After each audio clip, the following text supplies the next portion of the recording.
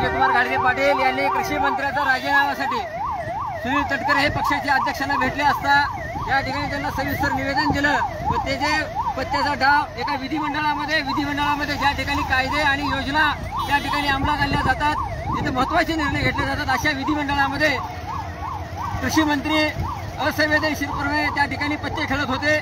हे कुठेतरी महाराष्ट्राच्या शेतकऱ्यांना शोभणार नाही आणि जनतेलाही शोभणार नाही. अशा चांगल्या व्यक्तीला त्या ठिकाणी तुम्ही कृषी मंत्री पद द्यावं हे एवढंच सांगण्यासाठी त्या ठिकाणी दिले होते आणि त्यांना फक्त पत्ते त्यांनी भेट दिले. परंतु नंतर त्यांच्यावरती अमानुष म्हणजे असा हल्ला त्यांनी त्या ठिकाणी केलेला आहे. त्यांच्या पक्षाचे जवळपास 40 ते 50 कार्यकर्ते अचानक आतमध्ये घुसून चव्हाण या नावाचा कार्यकर्ता त्याच्यासोबत 40-50 कार्यकर्त्यांनी मिळून त्यांना बेदम मारहाण केली. जीवे मारण्याचा प्रयत्न विजयकुमार घाडगे पाटील व त्यांच्यासोबतच्या सहकाऱ्यांना केलेला आहे आणि पोलीस प्रशासन गुन्हा दाखल केलाय. परंतु एका तासामध्ये फक्त नोटीस देऊन त्या कार्यकर्त्यांना सोडवलं जात आहे. ही फक्त सत्तेची मस्ती आहे. आता विजयकुमार घाडगे पाटील हे मुंबईला अजितदादा पवार उपमुख्यमंत्री यांच्या भेटीला ते निघालेले आहेत.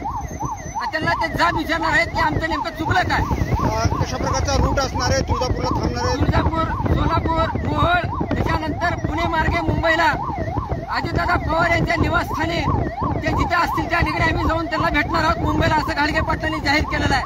हे सर्व अखिल भारतीय छावा संघटनेच्या व सर्व शेतकरी बांधवांना विनंती आहे की आपण ज्या ज्या भागामध्ये पुणे हायवेला असाल त्या ठिकाणी आपण सहभागी व्हावं, ही विनंती.